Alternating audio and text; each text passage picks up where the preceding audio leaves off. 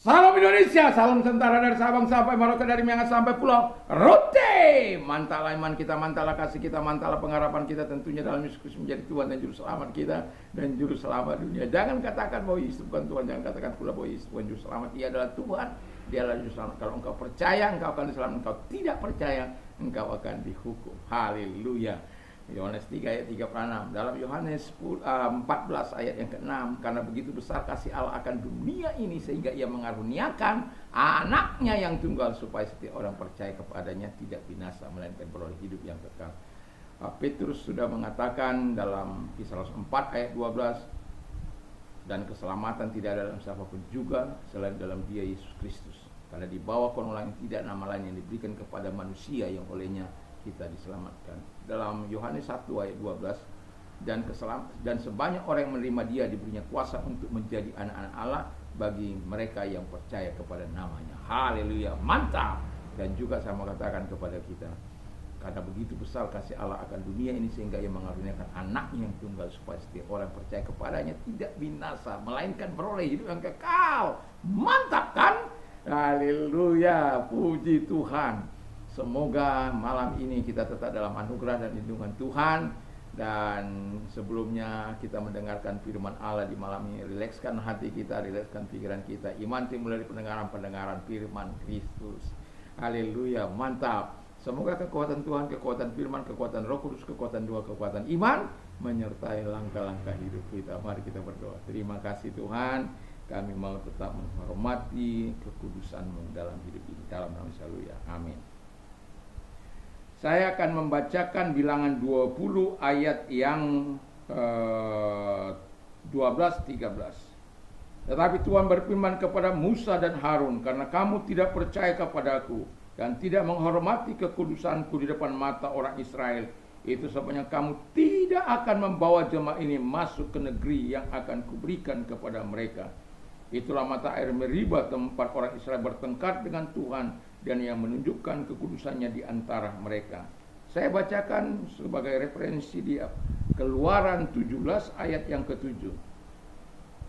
Dinamai tempat itu Massa dan Meriba oleh karena Israel telah bertengkar dan oleh karena telah mencobai Tuhan dengan mengatakan, adakah Tuhan di tengah-tengah kita atau tidak.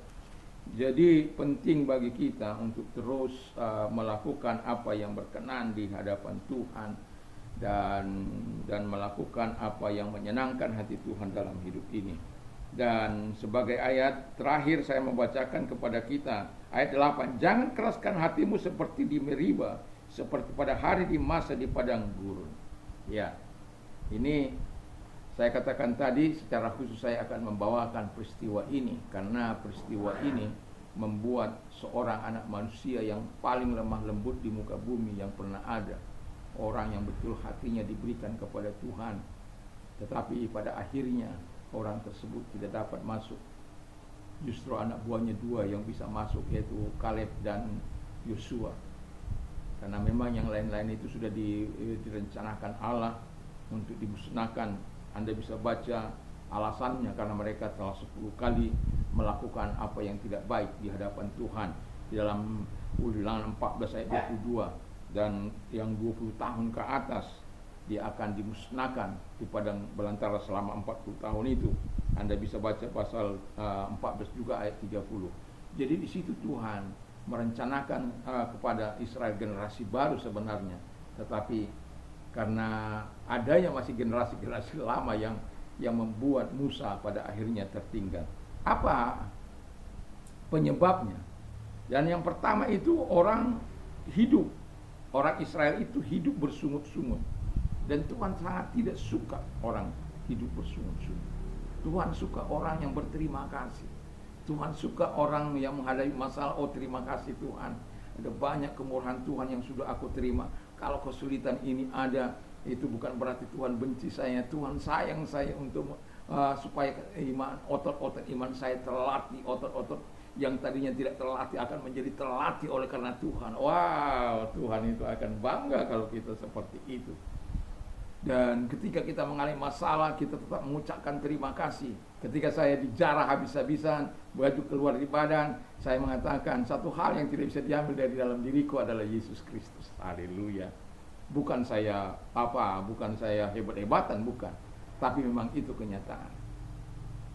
Dan saya bisa tidur nyenyak sepanjang malam, dan istri saya tidak bisa. Sampai bangun pagi untuk berdoa, pagi jam 4-an itu. Dan kemudian saya peluk dia. Karena apa? Satu hal yang kita harus miliki dalam hidup ini. Karena harta dan benda ini akan berlalu, tapi Tuhan tidak akan pernah berlalu dari hati kita, dari hidup kita. Kita akan berjumpa muka dengan Dia apabila kita menghembuskan nafas yang terakhir. Tapi sebelum menghembuskan nafas yang terakhir, tetap jaga imanmu, tetap jaga ketaatanmu, dan Tuhan mau kita tidak bersungut-sungut. Yang kedua,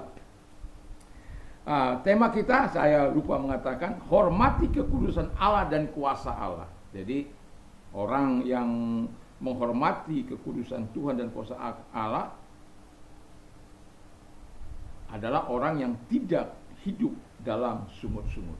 Jadi jangan hidup dalam sungut-sungut. Yang kedua, orang yang tidak suka bertengkar. Jadi orang yang menghormati kekudusan Allah dan kuasa Allah itu, ada sedikit-sedikit persoalan marah, ada sedikit-sedikit sungut-sungut, bertengkar dengan pemimpinnya. Pemimpinnya sudah sampai stres itu. Kalau Anda baca itu Musa, banyak kali dia menolak sebenarnya. Banyak kali dia berargumentasi dengan Tuhan. Tapi dia tidak berargumentasi dengan Israel. Tapi dia katakan kepada Tuhan, semua keluh kesahnya disampaikan kepada Tuhan. Apakah aku yang melahirkan mereka sehingga harus aku bertanggung jawab? Ya. Lihatlah Tuhan, mereka akan melempari aku. Dan di situ kalau sudah dia berkata demikian, Tuhan akan senantiasa menghibur Musa dan memberikan kekuatan kepada dia. Karena Musa kita tahu adalah orang yang lemah lembut. Dan Alkitab yang mengatakan demikian. Tapi orang itu diperlakukan tidak adil oleh orang Israel. Setiap ada kekurangan, Musa yang disalahkan. Tidak ada daging, tidak ada garam, Musa. Tidak ada makanan, Musa. Tidak ada kesulitan perjalanan, Musa. Ya, masalah-masalah, Musa akan bertengkar terus. Bukan hanya Musa yang diapa, Tuhan juga dilawan.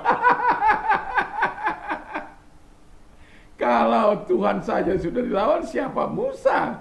Allah yang maha kuasa itu, Allah yang maha dahsyat itu, mereka lawan. Siapa Musa? Itu sebabnya Musa sadar betul dia harus bergantung sepenuhnya kepada Tuhan. Musa sadar betul keadaannya. Dan itu sebabnya dia tidak ingin hidup dalam pertengkaran, tapi hidup dalam damai dengan Tuhan. Dan kemudian yang ketiga, orang yang menghormati kekudusan Allah dan kuasa Allah itu adalah orang yang menghormati kekudusan Allah dan kuasa Allah. Maksudnya begini,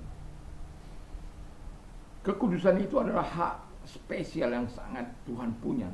Tidak ada Allah seperti Dia dalam kekudusannya. Kuduslah engkau sama seperti aku kudus. Kudus, kudus, kudus, kuduslah Tuhan. Jadi Allah itu kudus. Dan tidak ada yang bisa menandingi kekudusan Tuhan. Tapi karena Dia kudus, dan kita tidak tahu sampai batas bagaimana kudusnya. Tapi Tuhan mau kita kudus seperti Dia kudus. Hendaklah kamu sempurna sama seperti Bapamu adalah sempurna. Dalam Matius 5 ayat 48. Jadi kita harus menghargai kekudusan Tuhan. Dan kita lihat bagaimana Musa yang tidak menghargai kekudusan Tuhan. Bukan berarti dia melawan Tuhan, tidak. Bukan berarti dia menolak firman Allah, tidak. Karena dalam kegelisahan hatinya, dalam kemarahannya kepada Israel, supaya dia, memang saya bilang tidak dapat mengendalikan diri lah pada waktu saking marahnya, paku, biar puas dia.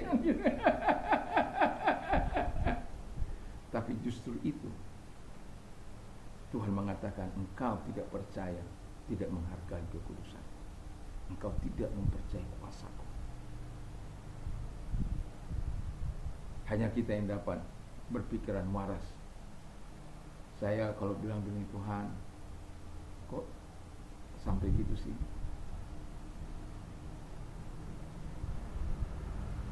Selama pengabdian 40 tahun, banyak masalah, banyak kesulitan, hanya karena kalau orang Israel diberikan 10 kali, kenapa dia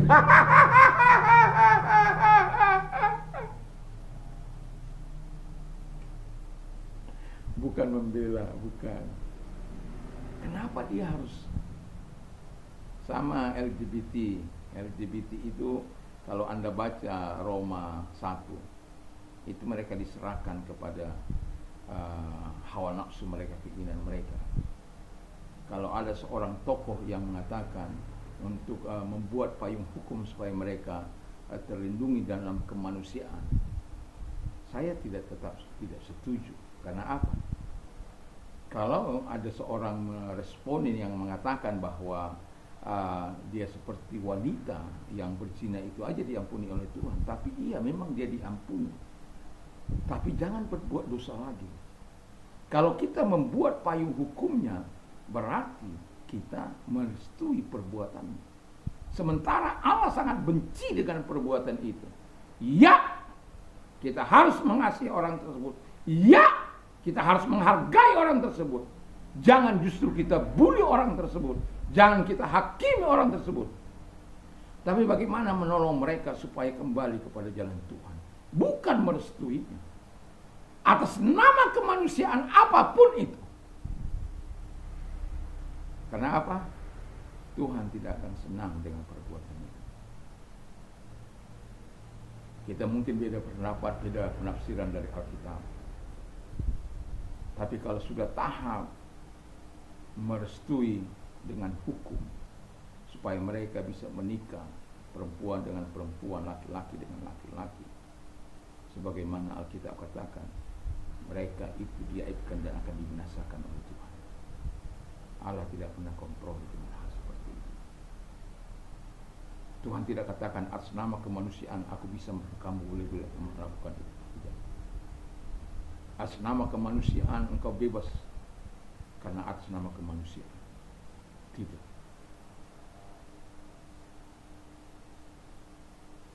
Kalau kita mau menyelamatkan mereka, ya boleh. Tidak menghujat perbuatan mereka, tapi bagaimana menolong mereka, silakan.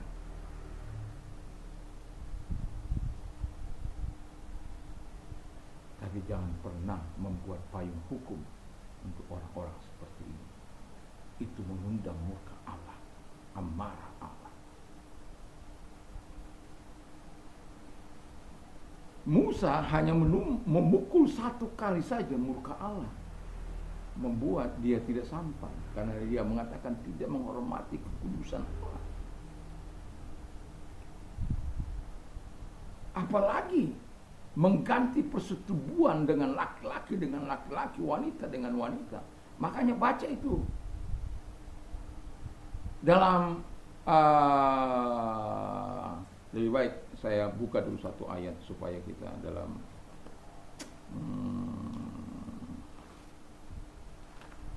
Roma.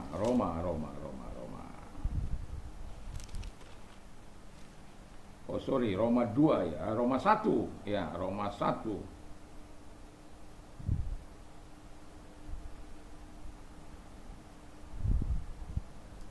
Karena itu Allah menyerahkan mereka kepada keinginan hati mereka akan kecemaran hingga mereka saling mencemarkan tubuh mereka, sebab mereka menggantikan kebenaran Allah dengan dusta dan memuja dan menyembah makhluk dengan melupakan penciptanya. Dengan 26, karena itu Allah menyerahkan mereka kepada hawa nafsu dan memalukan, sebab istri-istri mereka menggantikan persetubuhan yang wajar dengan tidak wajar.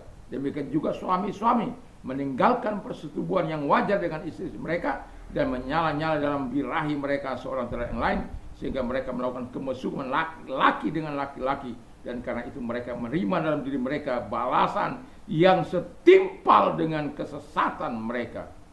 Jadi setimpal dengan kesesatan mereka. Jadi jangan coba-coba. Kita ini makhluk ciptaan Tuhan, berjalan dalam koridor Allah. Kita tidak menyukai orang-orang yang kelemahan orang-orang. Kita tidak benci orang itu. LGBT tidak, jangan pernah kau benci terhadap orang-orang LGBT.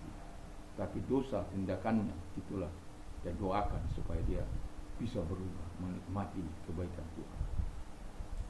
Dan seterusnya, kita kalau terlalu banyak nanti jadi salah lagi. Keempat, orang yang hormati kekudusan Allah dan kuasa Allah adalah, ya, orang yang menghormati kekudusan dan kekuasa Allah adalah orang yang percaya pada Tuhan. Ya. Jadi Musa, dia dalam hal ini, dalam keadaan emosi, ya, dia akhirnya tidak mempercayai kuasa Allah. Dan itu bukan saya mengatakan, tapi firman Allah yang sudah kita baca tadi dalam Bilangan 20 ayat 12 dan 13. Dan saya mau katakan kepada kita, ya, siapapun kita sebagai umat Tuhan, selalu waspada. Siapapun kita sebagai pemimpin, selalu waspada. Karena setan itu pintar, bisa memakai orang di sekitar kita untuk meninggalkan kita dalam dunia ini. Ya, dalam arti supaya kita tersesat. Jangan mau. Jangan mau. Biarlah kita terus menghargai dan menghormati kekudusan Allah dan kuasa Allah dalam hidup kita. Kita tahu kita dapat menikmati kekudusan dan menikmati kuasa Allah bukan karena hebat kita, bukan karena kemampuan kita, bukan karena juga kita luar biasa di hadapan Tuhan. Karena kasih-Nya saja kita dapat menikmati semua yang terindah dari Tuhan itu. Dan kita menikmati pembelajaran yang sangat luar biasa dari Musa. Orang yang lemah lembut tetapi tidak bisa sampai kepada tanah perjanjian hanya karena orang Israel yang begitu bebal, kebal, tebal, keras kepala, tegas tengkuk.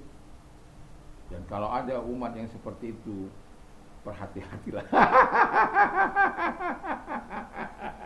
kepada hamba Tuhan, supaya jangan tertinggal. Atau ya kalau masih bisa diselesaikan, selesaikan dengan baik-baik, dengan cara-cara ilahi, ya. Tapi kalau memang tidak bisa lagi, ya Alkitab katakan serahkan di sama iblis.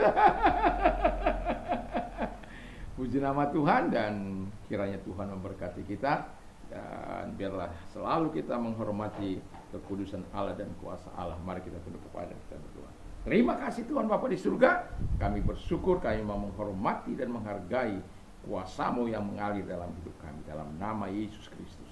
Dan kalau engkau sakit, saya mau berdoa bagimu, apapun sakit penyakitmu, angkat kedua belah tanganmu, kita berdoa. Terima kasih, lihat tangan-tangan yang diangkat kepadamu Tuhan, Kau mampu hadir kepada mereka, menyembuhkan mereka, menolong mereka dengan kuasa dan kuasa-Mu, dan oleh bilur-bilur mereka semua, oleh kuasa mereka semua. Dan kami juga berdoa kepada mereka-mereka yang membutuhkan uluran tangan-Mu. Kalau engkau orangnya, angkat kedua belah tangan-Mu, kita berdoa.